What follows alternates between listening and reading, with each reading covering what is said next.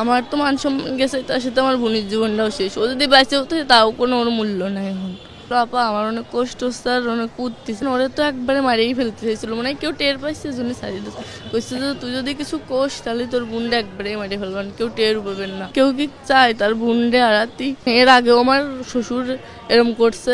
আপনি থাকা অবস্থায় আপনার বোনের সাথে এরকম একটা অপকর্ম হয়েছে, আপনি কি দেখেছিলেন আসলে? আমি, আমার বোন আর আমার হাজব্যান্ড একসাথেই ঘুমাইছিলাম, মনে করেন দরজা দিয়েই ঘুমাইছি। ওই সিঁড়ির একটু আগে ও ফ্লোরের পরে পড়েছিল, তারপরে ওরে উঠোইছি, দরজা দিছি, বাথরুমে গেছি, দরজা দিয়ে ওরে উঠোইছি। উঠোনের পর ও একটু কথা করছিল আপা আমার অনেক কষ্ট হচ্ছে আর অনেক কুদতেছে। আমি ভাবছি তো ফ্লোরের পর অনেকক্ষণ পড়েছিল, ও তো খেয়াল করিনি। তা ফ্লোরের পর পড়েছিল ওই জন্য মানে ওর অনেক ঠান্ডা লাগছে, তাই ওরকম আমি বলছি তুই ঘুমাই পড়। তারপরে সকালে যে সময় ওর কইছে যে আমার সাথে আমার তাও এরম করছে। আমার হাজব্যান্ডও ছিল, মানে ও করছে যে আমার ভাইও ছিল, ভাই দেখছে, মাও দেখছে, কিন্তু কিছু কইনি।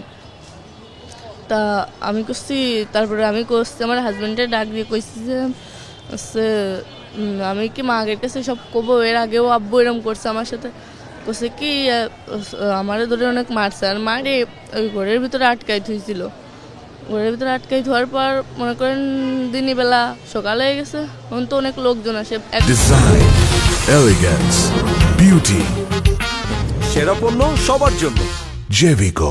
একজনের বাড়ি আসে, তারপরে সকাল হওয়ার সাথে সাথে ঘর খুলে দিচ্ছে। আর আমারে কইছে যাতে কিছু না কই, মনে করেন ওরে তো একবারে মারিয়েই ফেলতে চাইছিল, মানে কেউ টের পাইছে জন্য ছাড়িয়ে দিচ্ছে। কইছে যে তুই যদি কিছু কোষ তাহলে তোর বোনটা একবারে মারিয়ে ফেলবেন, কেউ টের পাবেন না, মারে সারিয়ে থোয়া না।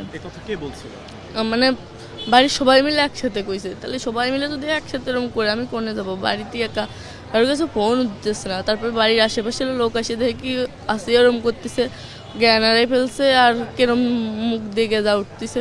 তারপর আমি সেই সময় ফোন নিয়ে আম্মুরে ফোন দিছি, সবাই কইছে আমার শাশুড়ি, তারপরে সবাই কর পরে নিয়ে গেছে হসপিটালে। নেওয়ার পরে আম্মুরা যেই গেছে, আমার আম্মুরা সেই সময় আমার শাশুড়ি দেহেই পলাইছে। আর বাড়িতে আমার শ্বশুর ছিল, আমার দেবর ছিল, আমার হাজব্যান্ড ছিল, ওনারা তিনজনই পুলিশ গেছে আর পলাইছে। মানে বেশি যে সময় লোক হয়ে গেছে সেই সময় পলাইছে।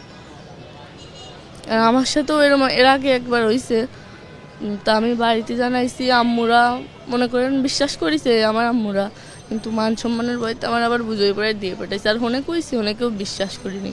আমার হাজব্যান্ডে কলেই আমি যদি কই যে আব্বু আমার সাথে এরকম করে, তাহলে আমার ধরে খালি মারে, কয় কি তোরে মার মানে আমার বোন যদি সেদিন আমার সাথে না থাকতো, মনে করেন সেদিন আমার সাথে ওরকম কিছু হতো।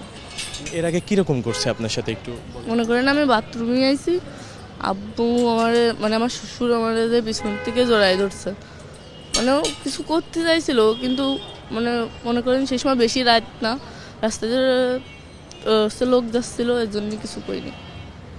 আর আমি যতটুকু জানি যে আপনি, আপনার ছোট বোন এবং আপনার স্বামী এক রুমেই ঘুমিয়েছিলেন, এবং যেহেতু রাত তখন অবশ্যই ভেতর থেকে দরজা দেওয়া ছিল, তাহলে এই বিষয়টা হলো কিভাবে? আপনি তো ছিলেন। মানে আমার হাজব্যান্ড তো সব জানে, ওই দরজা খুলে দিচ্ছে, মনে করেন যে ওরে একবারে মারিয়েই ফেলতো, মানে কেউ টের পাইছে মারে, মানে এমন জায়গায় সেরে থুতো যে কেউ জানতো না। মানে যখন দরজা খুলছে আপনি কি জানেন মানে কয়টার দিকে হইতে পারে? ওই আড়াইটের দিক, মানে সিঁড়ির পরেই আমি ওরে পাইছি, সিঁড়ি খাওয়ার পর। হ্যাঁ জি, আমরা রাতে খাওয়ার পর তিনজন একসাথে দরজা দিয়ে ঘুমাই পড়ছিলাম। তারপর মাঝরাত্রি ওরে পাইছি, মানে সিঁড়ি খাওয়ার পর আমি বাথরুমে উঠছি, যেই দরজা খোলা। তারপরে ও করছিল যে আপা আমার অনেক কষ্ট হচ্ছে। আমি ভাবছি ফ্লোরের পর পড়ে রয়েছে, এর জন্য ওর ওরম লাগতেছে। বলছি তুই ঘুমাই পড়। সকালেও করছে আমার সাথে, তাও এরম করছে।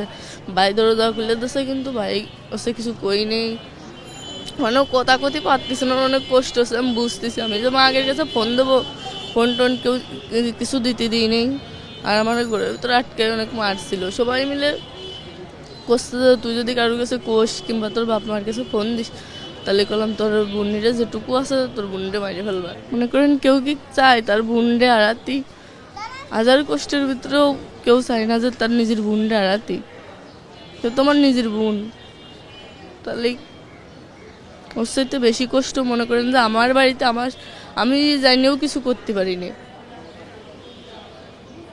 কি চান আসলে? আপনার স্বামী এবং আপনার শ্বশুরকে তো পুলিশ আটক করেছে, কি চান আসলে আপনি কি চান? মনে করেন এর আগেও আমার শ্বশুর এরম করছে, মানে গ্রামের অনেক মেয়ের সাথে এরম করছে, গ্রামের লোকজন সব কইছে।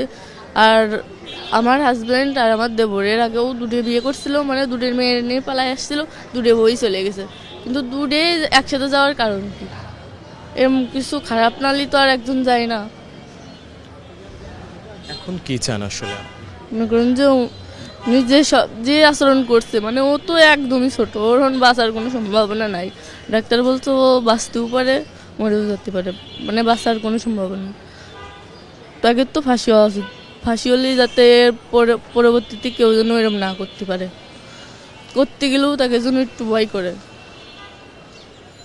আপনি আপনার স্বামী এবং আপনার শ্বশুর দুজনকেই মানে একদম সর্বোচ্চ শাস্তি চাচ্ছেন? আর আমার শাশুড়িও তো সব কিছু জানে, কিন্তু জানেও সে তো মানে মহিলা মানুষ, সে তো বুঝতেই পারতো কষ্টটা, কিন্তু সেও তাকে সাথেই এই করছে, সহযোগিতা করছে তাকে। মনে করেন ওরা তো মারিয়ে ফেলতো, কেউ জানতেও পারতো না যে কেরম কে, তো মানে কেউ টের পাইছে।